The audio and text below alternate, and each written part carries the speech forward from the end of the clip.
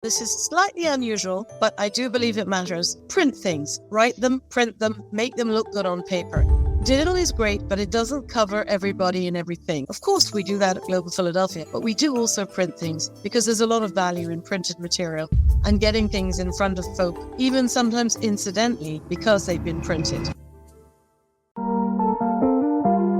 At Penji is our commitment to helping those who are making sacrifices to help others. Thank you to those making a difference in your community. We are currently accepting applications for Penji for nonprofits. If you know a nonprofit or you are one yourself, head over to penji.co and click on Penji for Good at the bottom of the website to learn how to qualify. If you are listening to this podcast and are not a nonprofit, well, welcome. Become a customer by using the custom coupon code within the podcast show notes. Proceeds of all sales goes directly back to the nonprofit from this interview. Now, back to the show. All right. Hello, everyone, and welcome to Unified Purpose, the podcast where we share inspiring tales of compassion, resilience, and community spirit. I'm your host, Shannon, Penji's partnership coordinator, and I'm joined here with a very special guest, Zabeth Teelucksingh, from the Global Philadelphia Association. Thank you so much for taking the time to come and speak with me today. Great to be with you this afternoon, Shannon. Thank you so much. So I just wanted you to be able to tell us a little bit about your organization and what its mission means to you. Sure. So Global Philadelphia is an organization that positions our city internationally. We've been active for the past 14 years, and the entity exists because when we started, Philadelphia really was not known internationally very much. We're really grateful to have the opportunity to do the work that we do. We have a tremendous amount of members who are part of the organization, and we were also able to make Philadelphia the first World Heritage City in the United States in 2015, and we have a lot of programming around that as well. Awesome.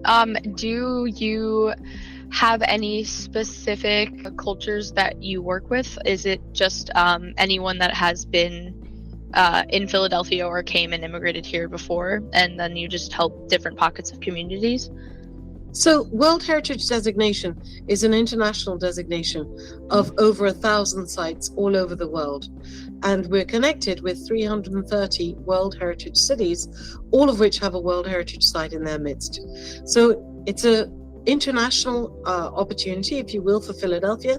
And of course, it does engage and engender being in touch with a lot of international people in our city from all sorts of nationalities and walks of life.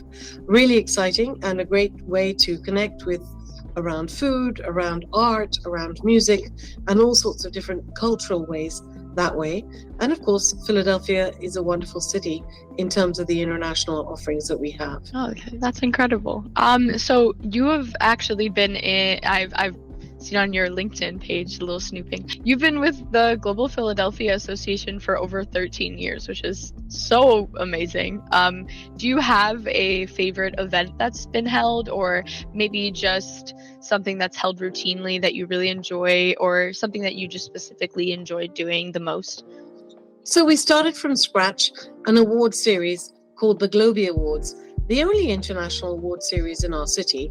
And this year in December, we'll be celebrating its 10th anniversary. It's been really fun to grow that award from nothing and for it to become really significant in our community. The idea being with that award series that we're honoring folks in 6 different categories that do work that's both significant in Philadelphia and the region, but also far beyond. And if you look at our past honorees, it's a fine roster of people who've done incredible work.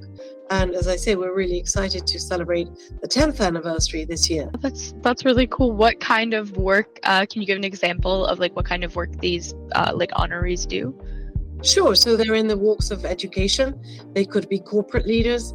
They could be working on heritage in our city.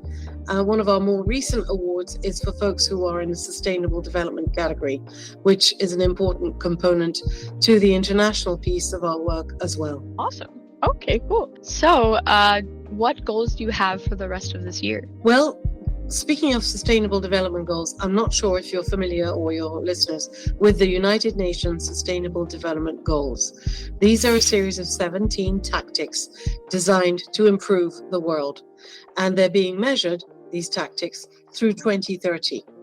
So as we travel and meet other World Heritage cities, we realize that they're very much engaged with these different sustainable development goals. And what we're doing at Global Philadelphia is putting up a work of art for each of the different SDGs. That's what they're called for short. And when we do that, we're making sure that a grant is given to a nonprofit that's active in the space of that SDG. So yesterday, for example, we were on Drexel University's campus. We put up a work of art painted by an artist called Calo Rosa, and the work of art represented SDG 13, which is climate action. It was sponsored by a very important paper and hygiene company based here in Philadelphia called Essity. Essity is Scandinavian. And the grantee was something called the Schuylkill River Environmental Organization, which is a really wonderful environmental organization out in the the Strawberry Mansion area of Philadelphia. That is really, really cool. Have you ever worked with the Mural Arts Foundation? Yes, they're absolutely part of our partnership, and they help us identify artists such as Calo Rosa who are relevant to the project. Oh, I love that. I've worked with the Mural Arts program before. I worked with, if you're familiar with First Step Staffing, they help homeless and formerly incarcerated individuals get jobs, and they would work directly with the Mural Arts program. And one of my favorite things about the city, it makes me so happy that doing art to help people makes me so happy. So that's incredible that you guys are working with them, and that's so cool that you're able to encompass the city and the community while also doing art. I really like that. Yes, and it's a really great opportunity to, again, position Philadelphia globally, because these sustainable development goals are being measured all over the world. So once again, it's an opportunity to say to Philadelphia, Philly, you're part of this, you are really international, and here's how. That's amazing. And that kind of, I really didn't think about it I don't even know, maybe 15 years ago, if I asked someone outside of this country, what cities, major cities they thought of, I feel like Philadelphia might have not been one of them, but I feel like more recently that has definitely been changing. So I think that's really cool, and that's probably thanks to you guys and a lot of other I think we like to say that we've definitely contributed to that, although by no means would it be a claim purely for Global Philadelphia. But certainly things have changed in terms of the thinking around our city, both beyond the city, but also internally to the city. I think it's fair to say. And something I was actually curious about, when I was looking at your organization, I immediately thought of the flags on Benjamin Franklin Parkway. Do you guys have anything to do with that project? We don't, but I'm really glad you mentioned that, because ever since I started this job, first of all, I love flags ever since I was a kid. I guess it has to do with traveling the world and living in so many countries. But whenever I travel that flag, I say to people, how many North American cities have their main avenue lined with international flags? I don't believe Washington has. I don't believe New York has. I don't believe Boston has. To be honest with you, I can't find a North American city that I know of that has its main avenue lined with international flags. And I think it's testimony to Philadelphia, the kind of city that it is, and the way that it thinks that is the case. And it's, as you rightly say, it's a really cool reminder of our place in the world, but also the kind of citizens and residents that we are in Philadelphia. I like that you like it as much as I do. My sister, when I first visited Philadelphia, it was because she was going to college here, and she went to Moore College of Art and Design, and that's right. You have to go through Benjamin Franklin Parkway to get there, and I just remember seeing the flags and thinking that was just so incredible. I'd been to New York City and I've never seen something like that, and that's debatably the most major city in the entire country, and I just assumed that they would have something like that, but it's amazing that Philadelphia does, so I always really like that about the city. So that's cool. Yes, so our offices are right around the corner from Moore College of Art. We're at 2 Logan Square, so I know exactly where you were. Awesome. I did not know where you guys were located, so that's really good to know. Yeah. And then, are there any tips that you could share about how you market your organization? I know that a lot of nonprofits have a difficult time getting people to care about their cause. I know that there's a lot of important causes, and unfortunately, a lot of people want to ignore different issues or things in the world. So I was just wondering what your strategy was. Sure, I think that's a really good question, and I've got a couple of tips and answers. One is pay attention to folks that are in the international space in your city, in my case, and make sure and get engaged with them. Another, and this is slightly unusual, but I do believe it matters, print things. Write them, print them, make them look good on paper. Digital is great, but it doesn't cover everybody and everything. And I think a lot of people currently make that mistake of thinking, oh, I'll do an e-blast, I'll do it digitally. Of course, we do that at Global Philadelphia, but we do also print things because there's a lot of value in printed material and getting things in front of folk, even sometimes incidentally, because they've been printed. Third, and in a way contradictory to what I've just said, but nonetheless important, social media. I love social media. I've loved it for a long time. I really see the value in social media in getting your word out there. And I think that a lot of people sometimes perhaps ignore social media, and they do so at their peril. I think that's a very great answer. Thank you for giving me all of the different ones. And then, so I really wanted to comment on the printing. I think that's incredibly important, especially for what you do, because I do know a lot of maybe not people who have directly immigrated in, but first generation immigrants in the city, or second generation immigrants in the city, where their parents immigrated here, and a lot of them grew up not having the money to have a computer at home, and most of them use public computers.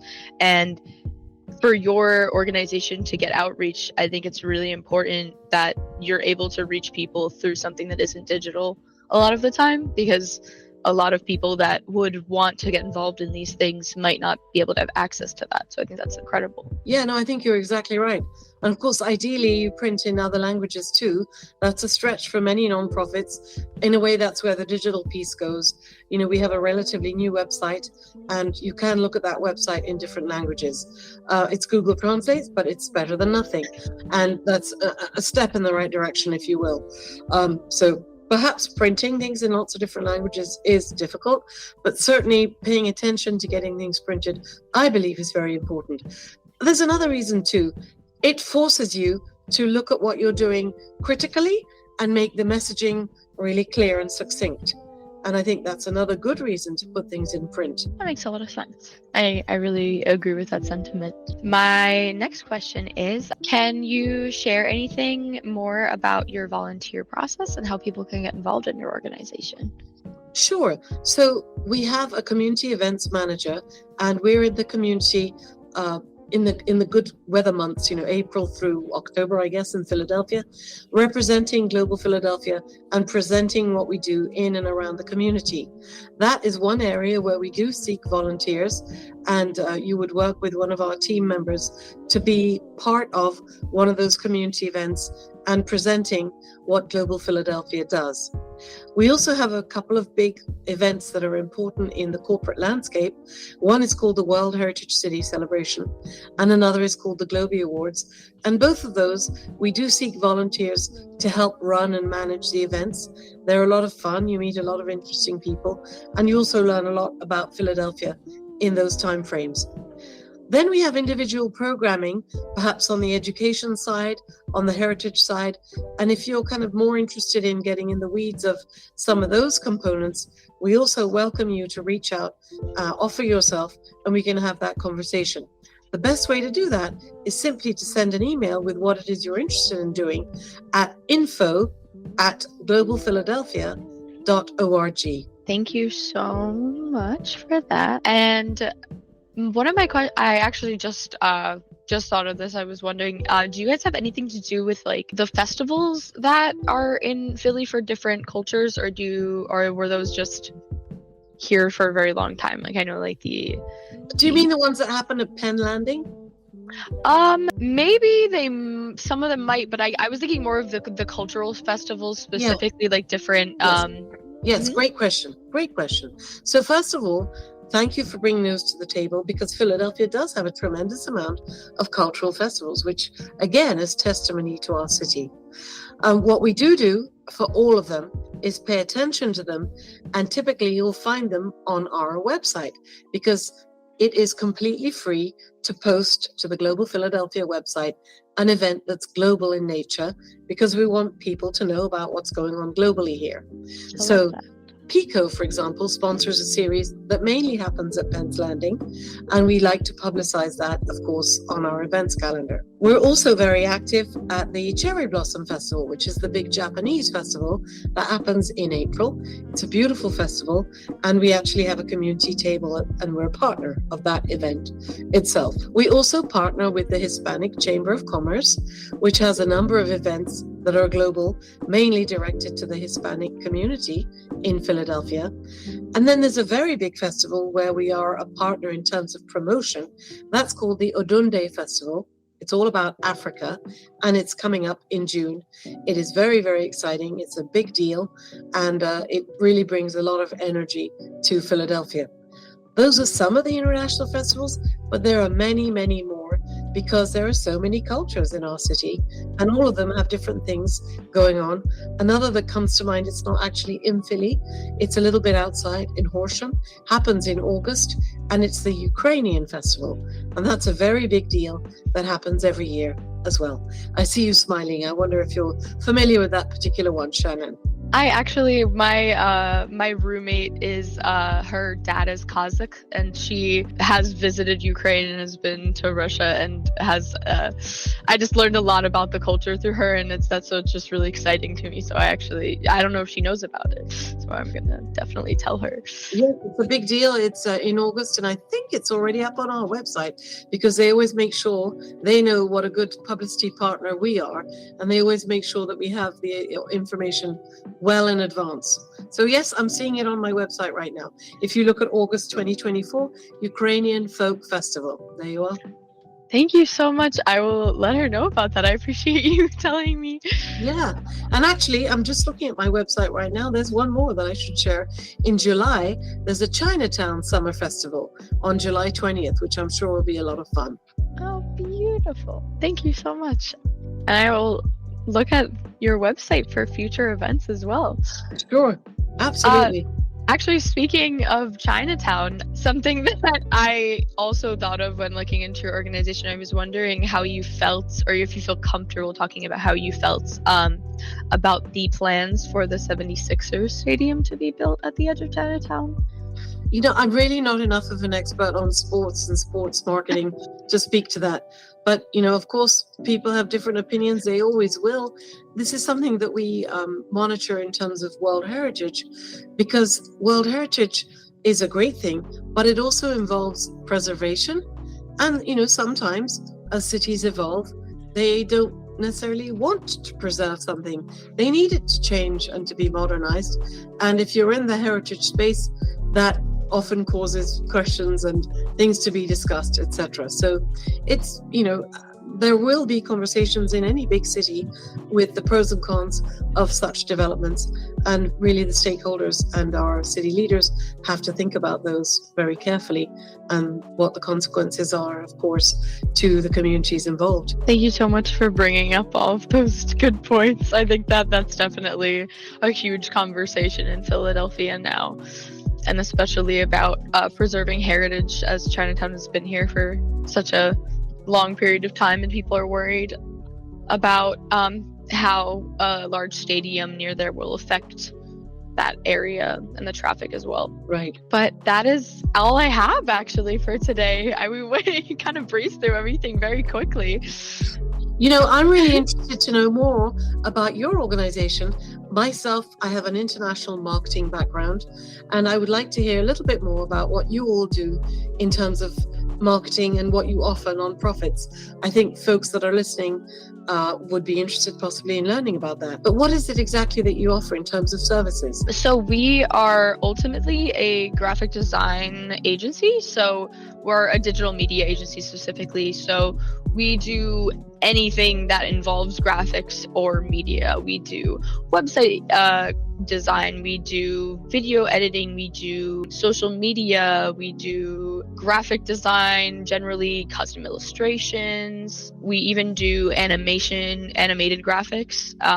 All of these are part of different plans, so some might not apply to a different plan than others, but we do all of these things. And can you tell me about your global footprint? Yes, of course. So we provide our services to anyone. So anyone can use, anyone all over the globe can use us. But we specifically target the United States. But we do have all of our graphic designers are mostly based in the Philippines, and a lot of agencies like ours, of digital agencies like ours, unfortunately do not pay their workers a living wage, or they make them work. A lot of them are, freelance companies, where a lot of them will work but not be chosen for their graphics to be used, and then they don't get paid in turn. We provide living wages and salaries to all of our workers, which we pride ourselves on, because a lot of people that outsource do not do this. So that's something that's really important to us, and that we strive to be completely transparent with our audience. Wonderful. Yeah, that sounds really interesting. And I think it's great to outsource globally, but you're right, it's also important to make sure that folks are remunerated correctly. So that was something that was very important to me when I signed on, because I know outsourcing has a bad rep when people think about it, right. And I understand why. There's a lot of history of people taking advantage of people when outsourcing work, but something that I'm really grateful to meet you, and thank you very much for your time this afternoon. Thank you so much for coming on and taking the time to see me. I know that nonprofits can be very busy and that you probably have so many things to be doing, but I really appreciate you coming on, and I will let you know when this is uploaded. I will also send you a copy when it is complete, and you are welcome to use it with whatever you please. Wonderful. Thank you. It's a pleasure to meet you, Shannon. Thank you for your time. Thank you so much. You as well. Have a lovely day. Bye. All right, everyone. That concludes our episode. Thank you so much for listening and or watching. And don't forget to like and subscribe for more heartwarming stories just like this one.